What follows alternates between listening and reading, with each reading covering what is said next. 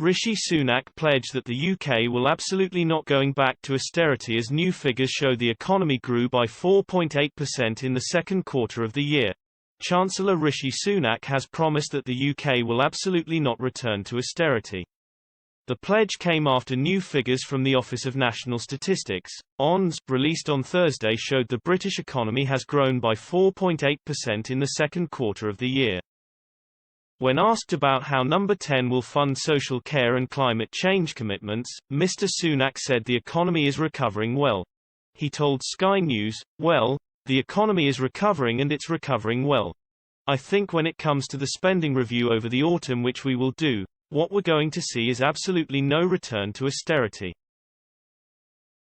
People are going to see very strong investment in public services over the course of this Parliament." For context, Mr. Sunak continued, "By the end, we'll be spending £100 billion a year more every year than we did at the beginning. That's why we're going to be able to have 50,000 more nurses, 20,000 more police officers, 40 new hospitals and roll out things like broadband across the country to spread opportunity. And that's what we were elected to deliver and that's what we're getting on and doing."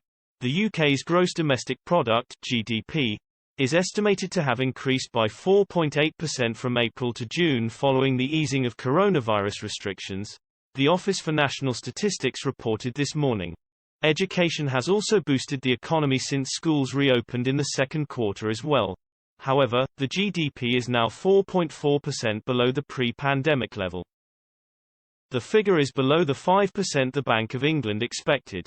The main driver of economic growth was consumer spending, which rose by 7.3% over the quarter.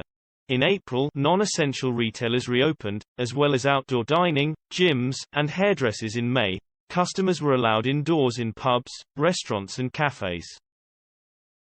Economists now expect further growth in the months to come.